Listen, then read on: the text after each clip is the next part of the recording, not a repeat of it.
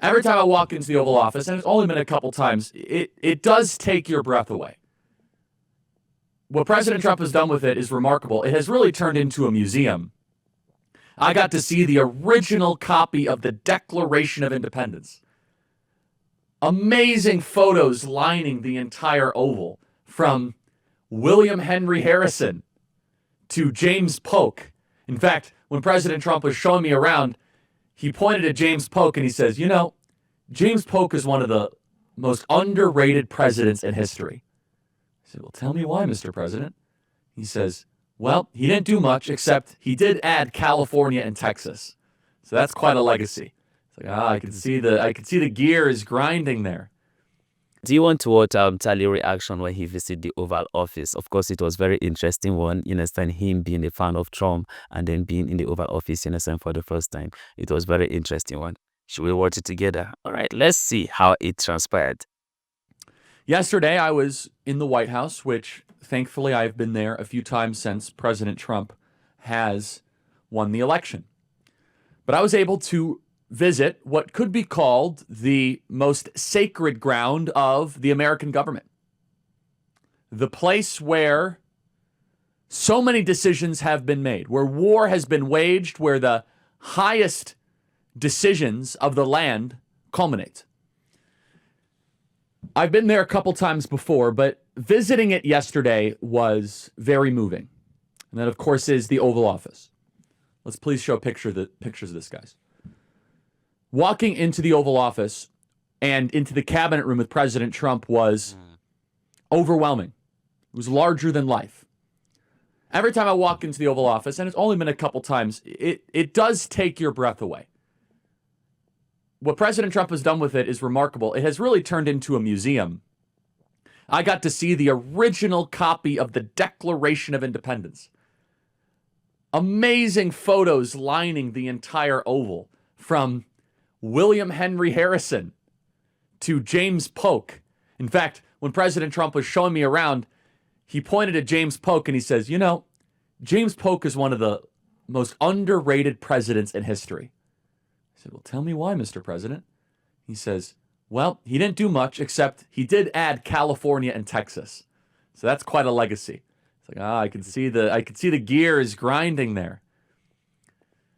There is a aura when you walk into the Oval Office, and it was not lost on me how things have changed so dramatically and how we should be filled with gratitude and awe and wonder to Lord Almighty. The mystique that you get when you enter into the Oval Office, it is larger than life. It is one that is sacred ground in our nation. Today is Thursday, May 29th. Exactly 1 year ago today, President Donald Trump's jury deliberations started in the criminal trial in New York. Exactly 1 year ago today, President Trump was in what he called the icebox. Remember, they had quarantined President Trump where he could not raise money.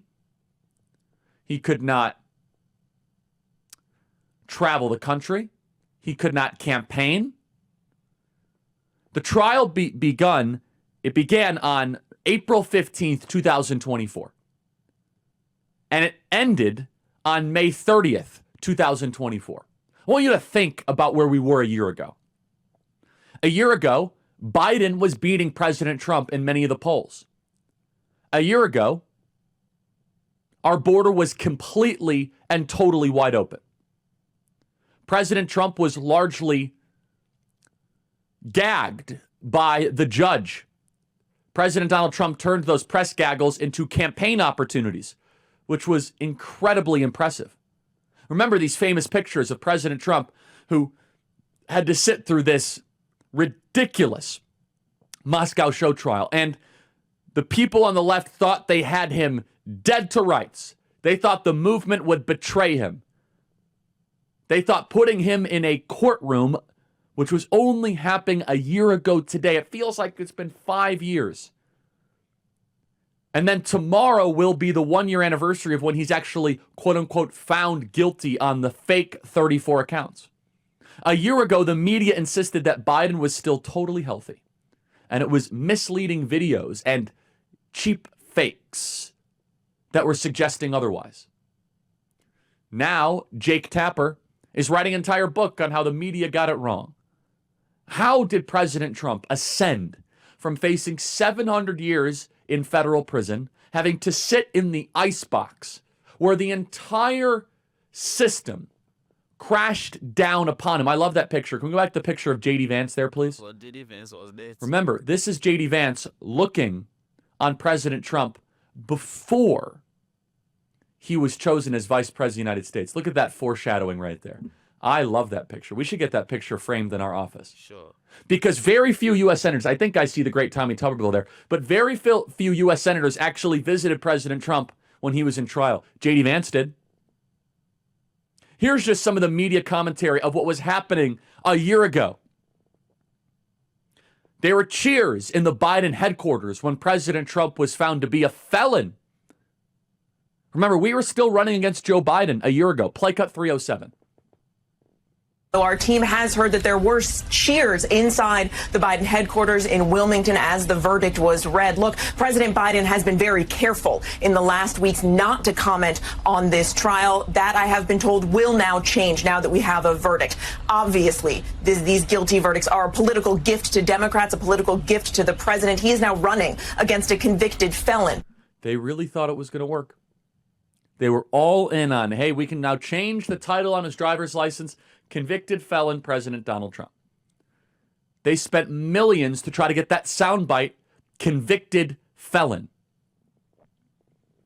Remember when James Comey was saying they could accommodate the incarceration of a sitting president?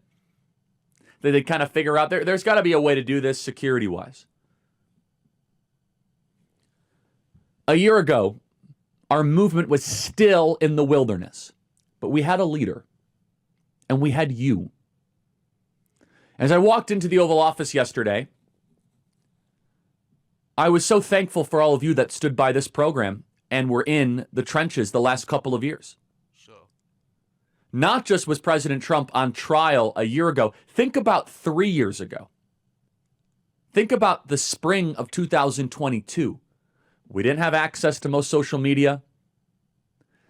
X and the Twitter thing was just finally popping up and finally happening.